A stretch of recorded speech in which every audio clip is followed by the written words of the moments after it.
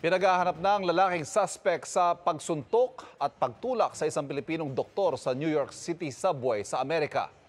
Ang mga balita sa mga Pinoy abroad tinutukan ni Joseph Morong.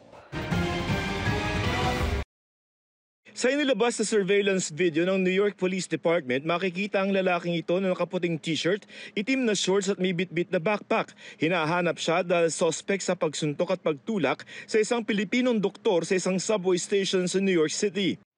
Base sa investigasyon, pauwi na galing duty ang doktor nang atakihin ng sospek. Tumanggi magbigay ng pahayag ang biktima na maayos na ang kalagayan sa ospital. Sinusubukan na rin siyang kontakin ng ating konsulado sa New York na handa raw tumulong. Arestado ng ICE o Immigration and Customs Enforcement sa San Francisco, California ang isang Pinoy na convicted sa pang-aabuso sa isang batang babae. Kulong ng 30 taon ang sintensya sa kanya ng korte sa kasong first-degree child sex abuse. Isa sa ilalim na siya sa removal proceedings. Leave the phone down. You're under arrest. All right. Sa Canada, payapang sumama sa mga otoridad ang isang Pinay na inireklamong cult leader umano. As your queen.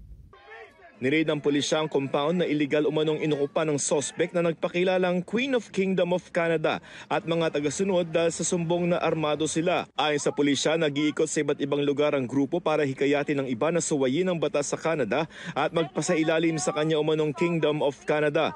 Tumanggi siyang kumuha ng sariling abogado at iginiit na handa siyang depensahan ang sarili. Para sa GMA Integrated News, Joseph Morong, nakatutok 24 oras.